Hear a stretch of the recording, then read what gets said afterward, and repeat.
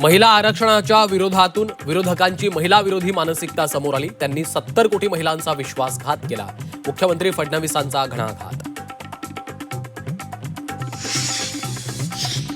महिला आरक्षण विधेयकाबाबत खुली चर्चा करा। मुख्यमंत्री फडणवीसांचं विरोधकांना आव्हान। विधेयकाच्या समर्थनार्थ महिलांना एकत्रित करत विरोधकांचा खरा चेहरा उघडा पाडू, फडणवीसांचा इशारा।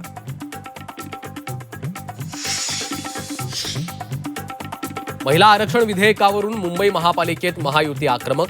विरोधकांवर टीका करत निषेधाचा ठराव। विरोधकांमुळे महिलांची आरक्षणाची संधी गेल्याचाही आरोप। डिलिमिटेशन आणि महिला आरक्षण संबंधांवरून खडाजंगी। डिलिमिटेशन अचानक आलेलं नाही, 2023 मध्येच त्याबाबत निर्णय झाला होता। मुख्यमंत्री फडणवीसांची माहिती। तर डिलिमिटेशन आणि आरक्षणाचा संबंध काय? खासदार सुप्रिया सुळेंचा सवाल। नाशिक धर्मांतर प्रकरणातील पीडित मुली महिला आयोगासमोर ढसाढसा रडल्या। कॅन्सरग्रस्त बापाच्या उपचारासाठी सर्व सहन केल्याचं सांगत मांडली आपबीती। आरोपींनी गरिबी आणि हतबलतेचा गैरफायदा घेतल्याचा आरोप।